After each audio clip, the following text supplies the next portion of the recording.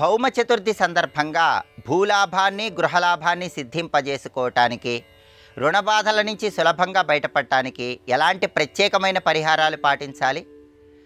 త్వరగా సొంతింటి కలను సాకారం చేసుకోవటానికి, రియల్ ఎస్టేట్ రంగంలో మంచి పురోభివృద్ధిని సాధించటానికి, అనుకున్న పనులు అనుకున్నట్లు దిగ్విజయంగా పూర్తి చేసుకోవటానికి భౌమ చతుర్థి సందర్భంగా ఎలాంటి ప్రత్యేకమైన పరిహారాలు పాటించాలో నేటి పరిహారాలు పరిష్కారాలు అనే అంశంలో పరిశీలిద్దాం. మంగళవారం చతుర్థి తిథితో అంటే చవితి తిథితో కలిసి వస్తే దాన్ని భౌమ చతుర్థి అనే పేరుతో పిలుస్తారు. ఇది నవగ్రహాలలో కుజుడికి ఎంతో ప్రీతిపాత్రమైనది. జ్యోతిష శాస్త్రపరంగా కుజుడు భూలాభాన్ని గృహలాభాన్ని కలిగింపజేస్తాడు. రియల్ ఎస్టేట్ రంగంలో మంచి పురోభివృద్ధిని సాధించాలంటే నవగ్రహాలలో కుజుడి అనుగ్రహం ఉండాలి. సోదరులతో ఉన్నటువంటి విభేదాలు తొలగింపజేసుకోవాలంటే కుజుడి అనుగ్రహం ఉండాలి. రుణ బాధల నుంచి బయటపడటానికి కూడా కుజుడి అనుగ్రహం ఉండాలి. కాబట్టి ఈ ప్రయోజనాలు సిద్ధింపజేసుకోవటానికి మంగళవారంతో కూడిన చతుర్థి సందర్భంగా, భౌమ చతుర్థి సందర్భంగా కుజుడికి ప్రియమైన విధంగా కొన్ని ప్రత్యేకమైన పరిహారాలు పాటించాలి. వాటిలో ముఖ్యమైన పరిహారం ఏంటంటే, ఒక రాగి బిందెలో నీళ్లు తీసుకొని ఆ నీళ్ళల్లో కొన్ని నల్ల నువ్వులు ఉసిరిక పొడి కలిపి ఆ రాగి బిందెను దర్భల మీద ఏర్పాటు చేసి 5 నిమిషాల తర్వాత ఆ రాగి బిందెలో ఉన్న నీటితో స్నానం చేస్తూ ఓం శ్రీ కుజాయ నమః అని మనస్సులో 9 సార్లు స్మరించుకోవాలి. ఇలా కుజుడికి ప్రియమైన విధంగా స్నానాన్ని ఆచరించాలి.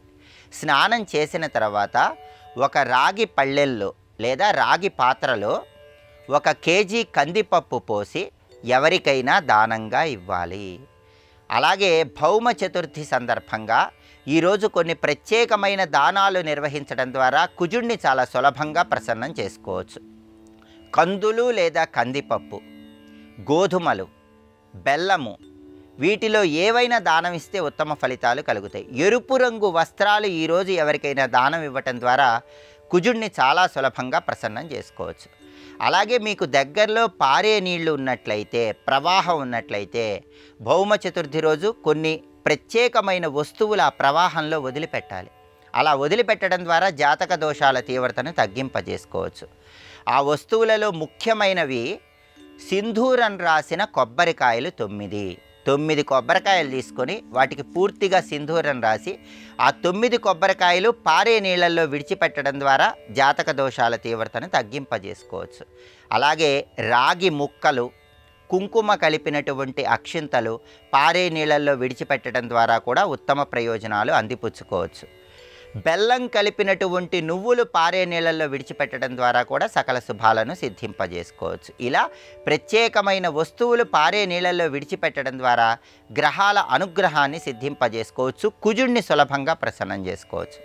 అలాగే అనారోగ్య సమస్యలు ఎక్కువగా ఉన్నవాళ్ళు అనారోగ్య సమస్యల తీవ్రతను తగ్గింపజేసుకోవటానికి, త్వరగా ఆరోగ్య ప్రాప్తిని సిద్ధింపజేసుకోవటానికి భౌమ చతుర్థి సందర్భంగా ఒక ప్రత్యేకమైన పరిహారం పాటించాలి.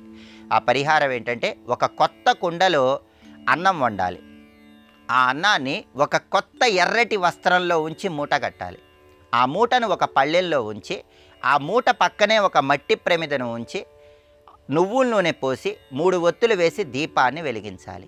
ఈ మూటతో దీపంతో అనారోగ్యం ఉన్నటువంటి వ్యక్తికి 3 సార్లు సవ్య దిశలో 3 సార్లు అపసవ్య దిశలో దిష్టి తీసి ఆ తర్వాత ఆ మూటలో ఉన్నటువంటి అన్నాన్ని శునకాలకు ఆహారంగా వేయాలి.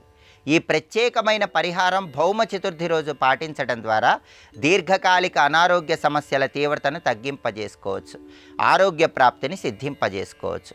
అలాగే త్వరగా భూలాభము గృహలాభము కలగటానికి, సొంతింటి కలను సాకారం చేసుకోవటానికి, రియల్ ఎస్టేట్ రంగంలో మంచి పురోభివృద్ధి సాధించడానికి నానబెట్టినటువంటి కందులు బెల్లంతో కలిపి గోమాతకి ఈరోజు ఆహారంగా తినిపించాలి. ఇలా చేయటం ద్వారా విశేషమైన ప్రయోజనాలు కలుగుతాయి. అలాగే ఇంట్లో దీపారాధన చేశాక ఓం అం అంగారకాయ నమః ఈ మంత్రాన్ని 21 సార్లు పఠించడం ద్వారా కూడా సకల శుభాలను సిద్ధింపజేసుకోవచ్చు. ఈ ప్రత్యేకమైన పరిహారాలు పాటించండి. నవగ్రహాల్లో కుజుడిని ప్రసన్నం చేసుకొని సకల శుభాలను సిద్ధింపజేసుకోండి.